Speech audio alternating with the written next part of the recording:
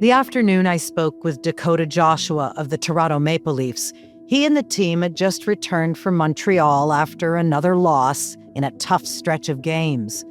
But for Dakota, the weight of a loss looks different these days. I mean, it is what it is, but yeah, not the best. Not the best, but also not everything. Like most elite athletes, Dakota has lived the highs and lows of pro hockey since entering the NHL in 2020, where every game can feel like it matters more than anything else. You can't win them all. The rhythm of the sport demands you reset, refocus, and get ready for the next one. But for Dakota, that rhythm doesn't just come from hockey. Definitely before this happened to me, I would really get upset and take the losses to heart. And I still do to some degree, but it's not the end all be all. In 2024, at the age of 28, he was diagnosed with testicular cancer. It's interesting, though, that you actually can identify when your mind changed on the importance of a game versus what's happening inside your body. Yeah, for sure. And it's something that I never expected and obviously didn't realize until after the fact. Going through that definitely put life in a new perspective for me, for sure. A new perspective shaped far from the rink, and one that now follows him every time he steps back onto the ice.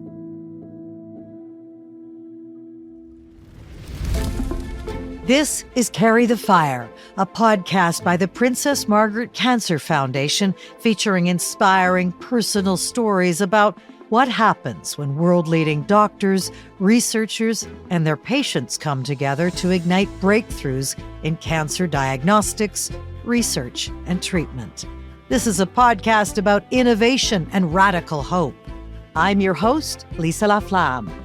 In this episode, testicular cancer, the young men it affects, and how a diagnosis can reshape the way they see their lives, their bodies, and their futures.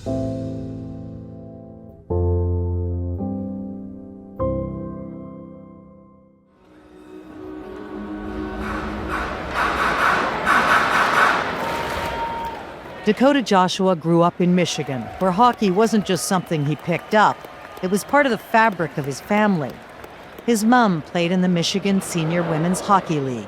His brother Jagger followed a similar path, playing junior hockey for the Rochester Americans. The game was constant. Early mornings, long drives, a shared language between them. But getting to the NHL is rarely a straight line. For Dakota, it was what he called a rocky road. Drafted late, he had to earn his way forward, grinding through the minors and pushing past injuries, holding on to the belief that he'd get there one day. And through all of it, family was never far from the center.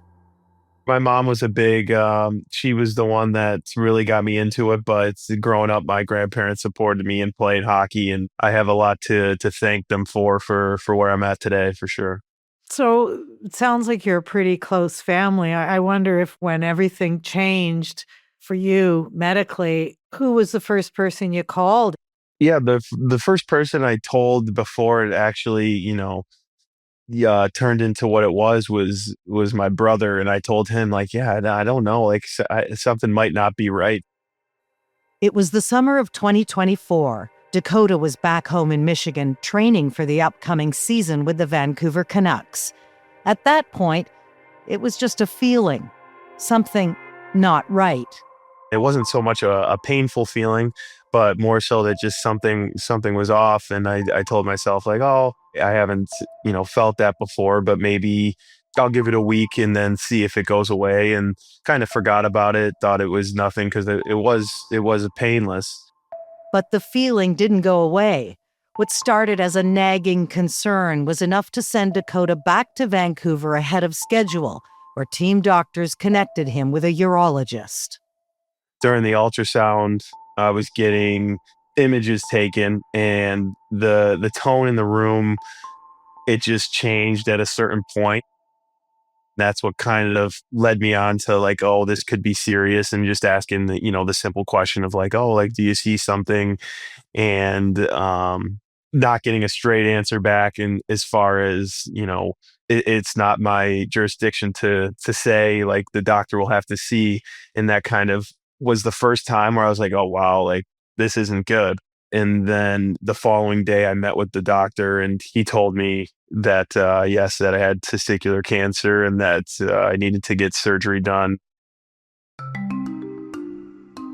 To break down what patients like Dakota are up against, I spoke with Dr. Rob Hamilton, a clinician investigator at Princess Margaret Cancer Center. The fundamental issue is that the germ cells within the testicle, the cells that are destined to go on and make sperm, have an alteration in their genome that makes them multiply rapidly and divide rapidly and become a cancerous tumor. How often is this cancer caught early? I would say that the vast majority present as what we call stage 1. So it's confined to the testicle. So as much as 3/4, 75%, even as high as 80% in some studies, we catch in stage 1 disease, where the survival rate is excellent, 99%. And so the majority are caught. So in Dakota's case, this all started with something he noticed physically. When this cancer begins, what does it typically look or feel like for the person? So most commonly, the change in the testicle is not so dramatic that you would see it in the mirror. Sometimes you do, but most times it's about what you're feeling with your fingers in the shower. It's an asymmetry. So left versus right, something's different. It may be an actual physical lump that you feel, like a round lump, but it can also simply be just part of that testicle is a lot firmer than the other part of the testicle, which is softer. It's interesting, the big prevalent cancers like prostate cancer and breast cancer, the story is about the number of people that get diagnosed, whereas testis cancer is much more rare, but the story is about the age at which it presents, and it's in those 15 to 35-year-olds is the most common time point that it presents. And for patients in that age group, that's the most common cancer that they're at risk of being diagnosed of. That is incredibly young. It can be, but it's men who are just starting school, starting new jobs, new life, new kids, new partners. It's a very vulnerable time. You think you're invincible, and then you're told that you have a potentially life-threatening new information handed to you. For Dakota, this was something he never saw coming. Put me in your headspace when you heard the word cancer. I don't even know if I was able to process it all in the moment while I was being told. And the doctor, he was very nice and told me there is, a high success recovery rate. So that was nice in the moment, but once again, couldn't really grasp what I was going through at the time. The fact that you are realizing this dream, this NHL dream, you probably never thought, once I make it to the NHL, there's nothing that could be bigger than that. Yeah, you couldn't have said it better. You're right. I never imagined that something bigger than that would come along. It was and is the pinnacle for what I was working towards my entire life. So to have that put on back burner for a little bit was tough to go through. You had walked out of that doctor's office with this earthquake had just happened. What do you do? Wander, pick up the phone? What is that like? I went back to my apartment, and then first I told my brother, my middle brother Jagger, and then after that I had to share it with my mom and my grandparents too, not shortly after, but just being the leader of the family, it kind of obviously took a toll on everybody to have and deal with that unfortunate news. And then it was really weighing on me that I had to let the Vancouver know, my team know, and it was almost a little bit of embarrassment at the time, for sure, just because it was so personal and not having been through something like that. What was embarrassing? For me, just because I feel that I'm looked at as a healthy, strong guy that, has the world in his hands. And I was living out my childhood dream at the time. And then I guess I felt like I didn't want people to look at me differently or think of me differently. Certainly didn't want people to feel, sorry for me and my situation. I think that's where the embarrassment came from. But also at the same time, it was a very serious, life-changing moment. So it was hard to go back and forth. And obviously just it wasn't my fault or something that I did personally to cause it, but it did feel like that, almost as if, I had done something wrong to put myself in that position. So I feel like that's where the embarrassment came from. That mix of embarrassment, isolation, even self-blame is something doctors hear so often from men facing testicular cancer. It's something Dr. Rob Hamilton sees in his own patients. So I think there's the baseline set of psychological challenges that comes with any cancer diagnosis for every cancer, male and female. But then there's a unique set of psychological circumstances that comes for men with testis cancer. Part of it comes with where you are in life when you get diagnosed. Part of it comes with the fertility and hormonal impacts, the psychological impacts of having asymmetry in your scrotum. There's the stigma of being diagnosed. There's the conversations that have to happen with your partner, with your family. There's the realization that, you were 19, you thought you were invincible, and now you're not invincible, you have a cancer. And so there's the upfront psychology that we work through with the patients, and we're blessed here at Princess Margaret. We have an incredible psychosocial team that helps us work through that journey with the patients. Even as Dakota wrestled with the emotional side of his diagnosis, there wasn't much time to sit with it. His doctors in Vancouver were already mapping out immediate treatment. So usually the first step in diagnosis and treatment is to remove the affected testicle through a procedure that's called an orchiectomy.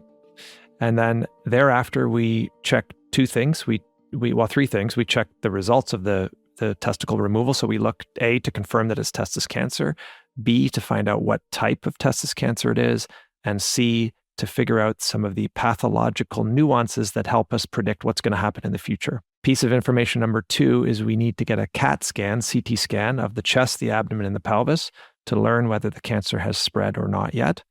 And then item number 3 is we take blood tests to see if any of the testis cancer markers are detectable in the blood of the man who's just been diagnosed with testis cancer. So that's step 1, is to figure out the baseline staging information.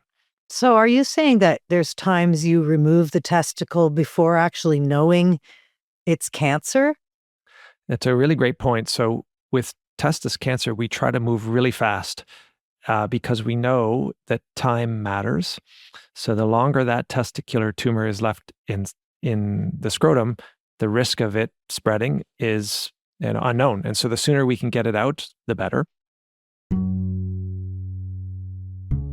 In the lead up to surgery, the conversation with doctors shifted beyond treatment. It turned to Dakota's future and the question of starting a family. I didn't realize that, that was a part of it. My head didn't go there right away, but yes, I was told by the doctors that I needed to freeze my sperm before surgery. And that was not that it wouldn't be possible after the fact, but the chances would lessen to be able to have children one day. With that decision made, the focus shifted to surgery.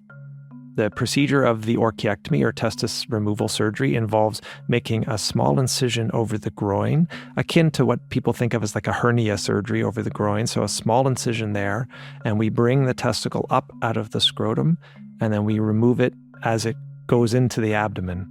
It is a day surgery. I never want to minimize a surgery as a surgery, but compared to other major surgeries we do, it usually takes about an hour.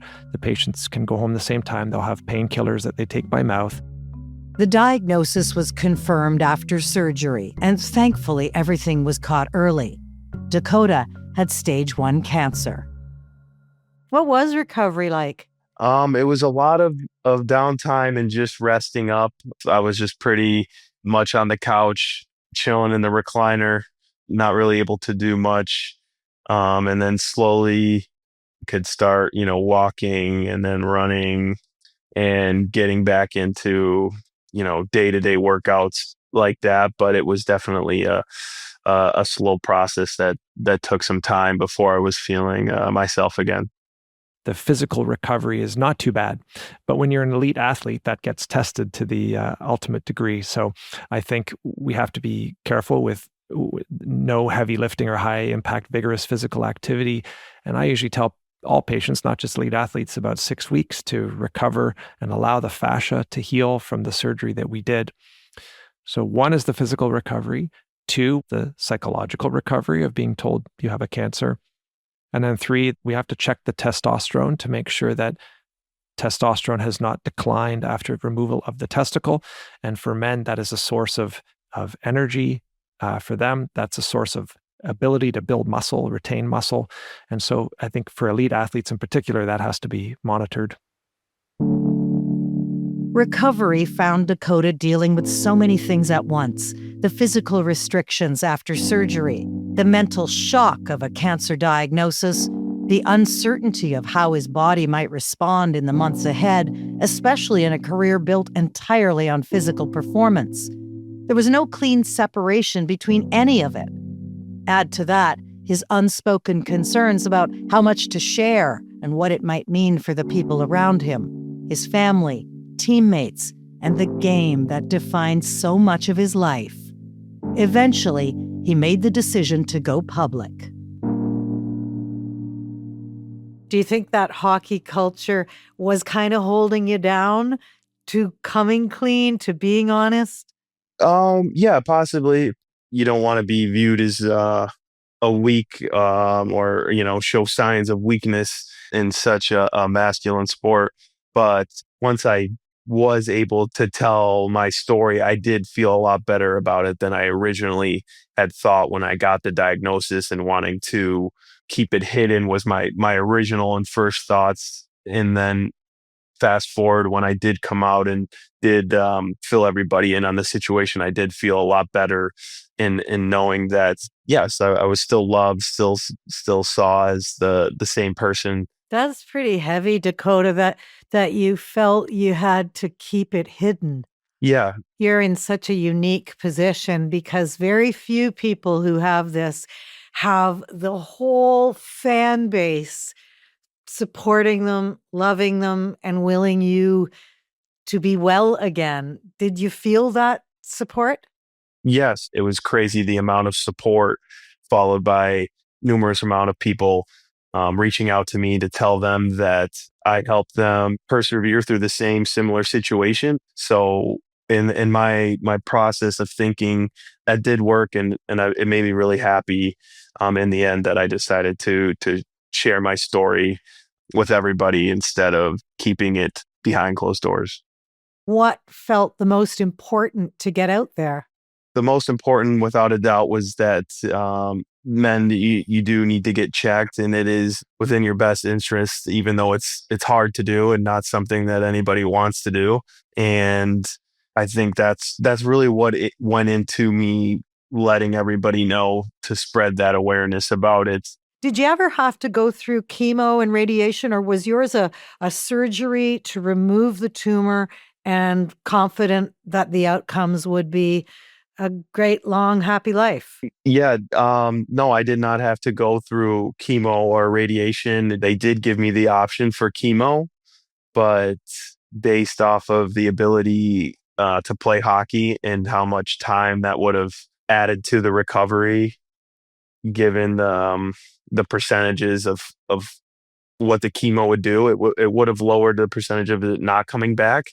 But I chose to go without the chemo. They said I would still have a high recovery rate, so I chose that route, and we've been clean still since. So we'll keep it going. Dakota made it back for training camp and into the start of the 2024-2025 season. Physically, he was ready. The rest of it took a little longer to settle. And what was it like that first day you got back on the ice for a game.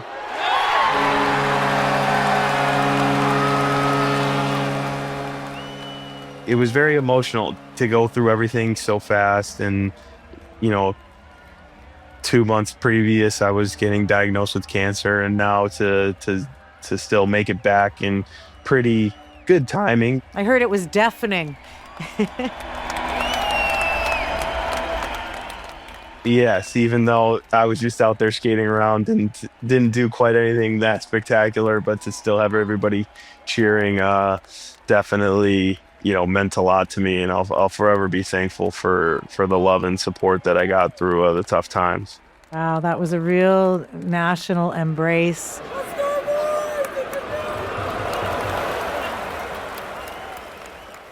Hockey returned to normal. So did the checkups.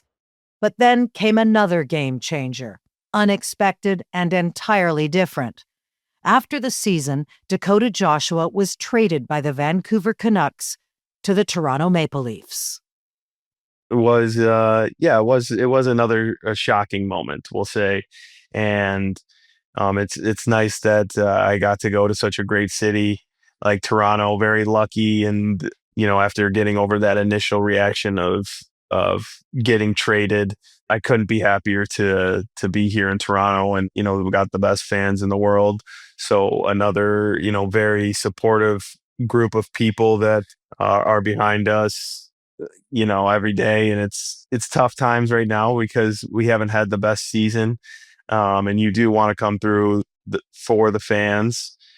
But that is part of the business, and it can't go your way. So it's just about, striving and trying to get back on top.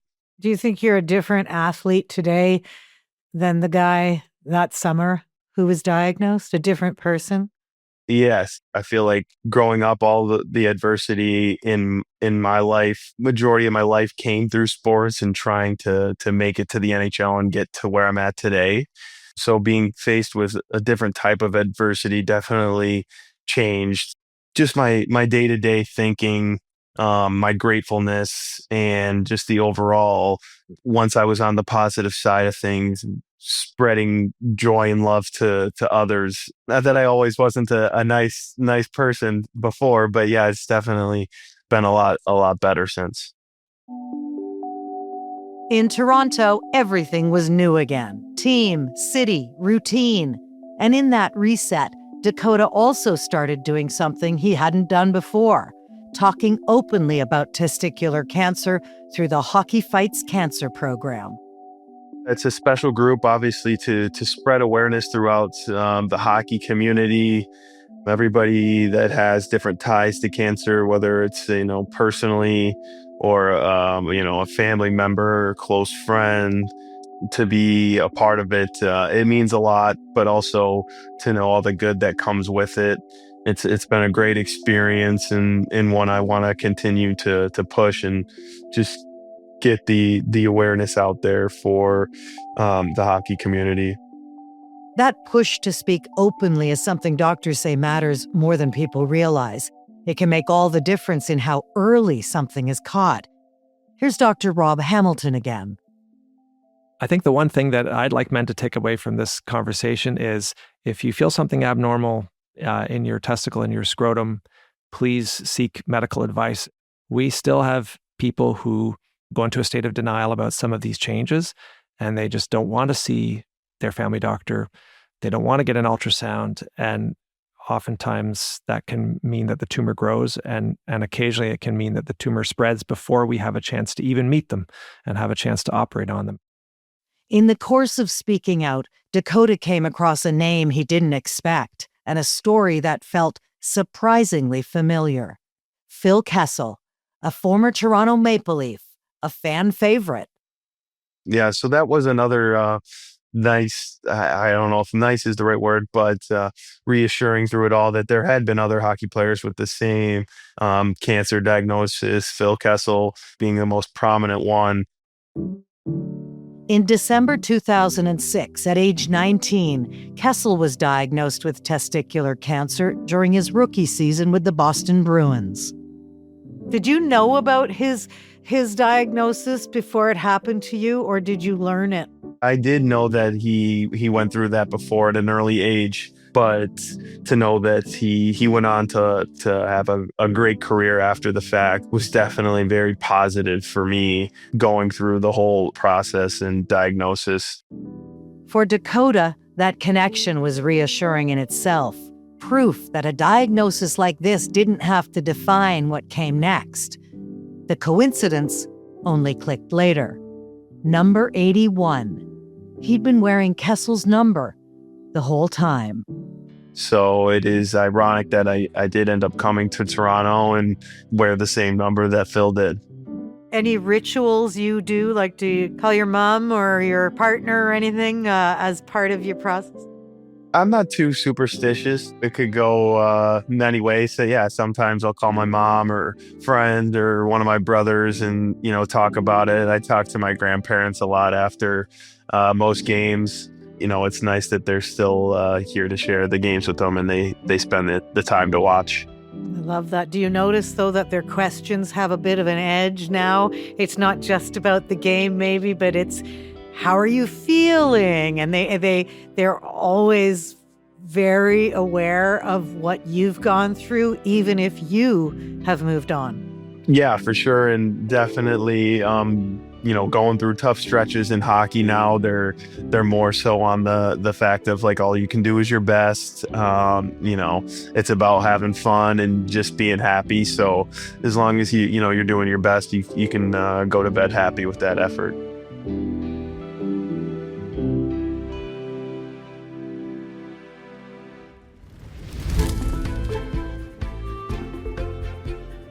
You've been listening to Carry the Fire from the Princess Margaret, a world-leading cancer research center.